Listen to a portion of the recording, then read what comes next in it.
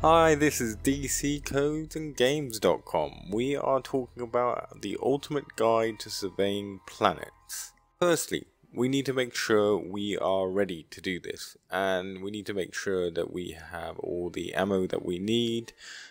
Try to purchase a good sword that will help you in surveying planets, because we're going to have creatures and all these we have to scan, and some of them are going to attack us. And also make sure you have enough room in your inventory.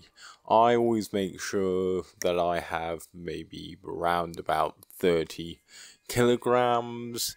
It's up to you, but 30 kilograms is good because you don't want to be overweight, because when we're traveling on the planet and you're overweight, we can't fast travel. And also make sure you have enough healing packs with you. I have all my healing packs here ready. And also a good point is to rest for 24 hours in your bed, because if you do that, this will actually give you 10% more XP. Before we do a surveying of a planet, is get an outpost going like I do and build a mission board desk here. And if you press A on this, you'll see it has a survey of a planet, 8,000. Now they can range from 8,000 to 10,000, and we're going to say yes to this. Now we are in a process of a mission. Now what you'll have to do is just go to the planet. There it is. And we want to jump to these planets.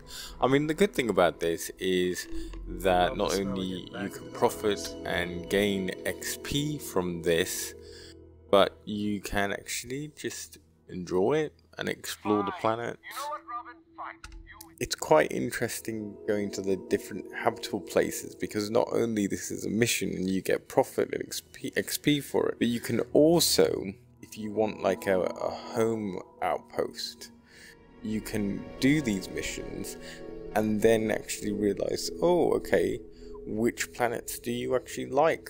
And then from there, you can make outposts from these planets, because actually these planets get lots of resources as well.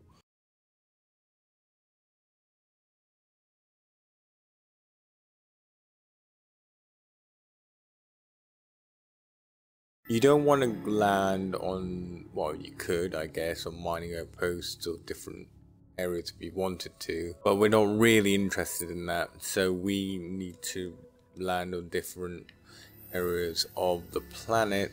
Preferably you want to land on light areas, because then you can see what you're doing, but there might be animals that just come out at night, so you might want to go in the dark area. Sometimes I've seen flying creatures that actually glow, so they're easier to spot at night and then scan them. But you'll notice there's, on this planet, there's savanna, there's hills, and they're all saying 0% because we haven't scanned any of them. And there's even ocean as well, but you'll need to get to a coastal area to scan things near an ocean. So let's just start with savanna. Let's land there.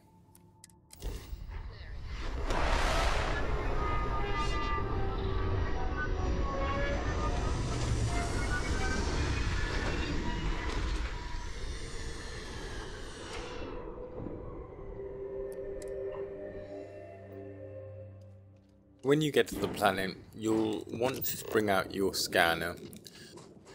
Now, you'll notice on the scanner there's blue. And once I've scanned all these types of animals or plants, flora being the plants, fauna being creatures, and resources. Now resources you'll find like this. It'll have a periodic table type nickel with the periodic symbol next to it, and if you press A, it will say you've done that, and it will light up as well on the right there. And it will also turn green you'll notice, and the green actually indicates that you've done this. So now we want to just keep pressing A on all of these. Now it hasn't fully gone green because there are more around, and I've only 25% scanned. So once you've scanned one of these, it doesn't completely, with flora and fauna, say that you've scanned it once you just scanned one. You have to scan maybe a few of them, or 6 or 7, and then it will then eventually complete. And you can see your stats on the left to see how much completion you've done, and the survey at the top is your complete survey for everything. It says 39% at the moment. And then also you'll notice that you have some question marks. Now the question marks are, on my scanner you'll see like a Google location mark, and that's where you want to go for your traits. And you might have to go into different environments on the planet that I showed you, the different environments, to have different unknown locations. You do not want to go to a structure, that's not what we're after. And there might be sometimes something with, for instance, like a health graph. You can come across one of these, and they are sometimes what you're looking for traits on the question marks. But anyway, let's go around the map, and we're just going to press A. I'm just going to do all this. It will take some time to do. Sometimes when you get used to it, it's quite quick.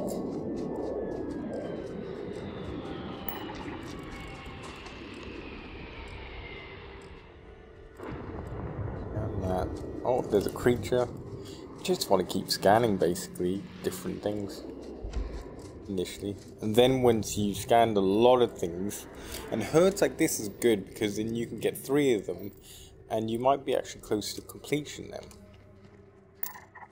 So if I scan that one, and also don't get too near to these creatures because they will have a tendency to try to attack.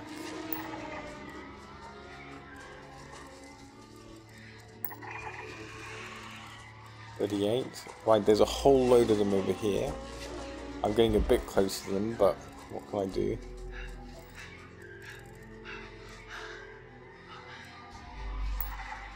There.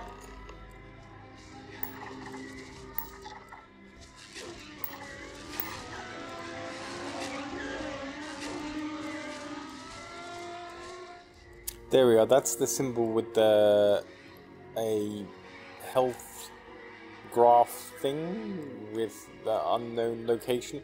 That's another one that actually can be a trait.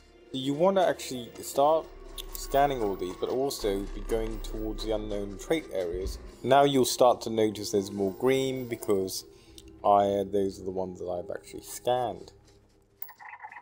And you notice actually when I've scanned a plant and it hasn't completely scanned yet, I'll have it as solid blue, not just the rim of blue. It'll be solid blue, meaning that I've scanned this one, but I've not done my whole job yet. As I said, it's always good to have a sword, because this is why then you don't have to use your ammo on these creatures. Don't tell Cora about this one.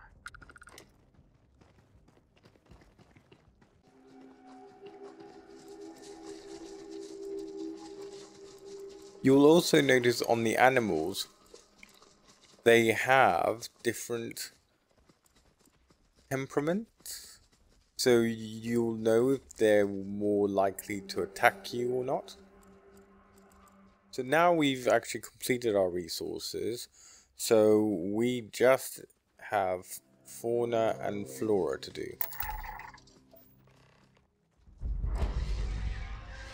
Okay, so we've actually come to the location of this trait. And we want to scan this. And then it will come at the bottom saying you've done it. That's completed. Another thing I would say is having your skill for science and surveying up as much as possible will help you quite a lot. Get all the organic materials. We go back to planet and then we go to a different area. Let's see how much we've completed on things. I would go to a coastal area because the ocean, there's always one creature there. There we are, coast. So if I travel to there, and you'll notice also it said 0% for ocean. So there, it's showing that there will be a animal in the ocean. Even if it's one,